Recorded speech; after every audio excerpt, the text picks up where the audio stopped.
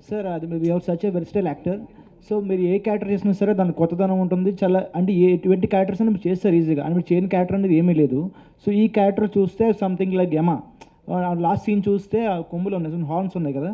So dog scene మీది చూస్తే రెండిట్లో, సో డాగ్ అనేది కాలభైరవ వెహికల్, సో ఈ ఆపోజిట్లో మీరు యమ.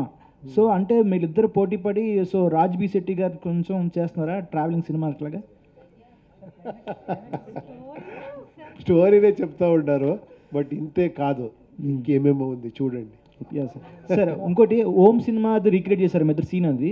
సో మీరు డైరెక్టర్, దాంట్లో ఆయన సో రాజ్ కుమార్ సార్ అయితే దాన్ని హీరో చేశారు. సో ఇది మే 19th 30 years అవుతుంది మొత్తం. సో 30 yearsలో ఈ మూవీ రిలీజ్ అయ్యి 650 times రిలీజ్ చేశారు. ఆల్ ఓవర్ ఇండియాలో రికార్డ్ ఇది. సో ఆ మూవీని ఆ సీన్ మళ్ళీ ఈ సినిమాలో రీక్రియేట్ చేయడానికి మీ డైరెక్టర్ కావాలా మీద? లేదు లేదు, దానికి ఒక ఇన్నర్ మీనింగ్ ఉంది, అది ఎక్స్ట్రాండరీ ఐడియా అవుతుంది. ఓన్లీ ఓం అంటే ఓన్లీ ఆ క్రేజ్ దీన్ని యూజ్ చేసుకునే డైలాగ్ కాదు, దానికి వెనకాతలో ఒక ఎక్స్ట్రాండరీ మీనింగ్ ఉంది. అది మీరు ఫిలిం చూస్తే తెలుస్తుంది ఎందుకు డైరెక్టర్ హీరో అని ఆ మ్యాటర్ వస్తుంది అని.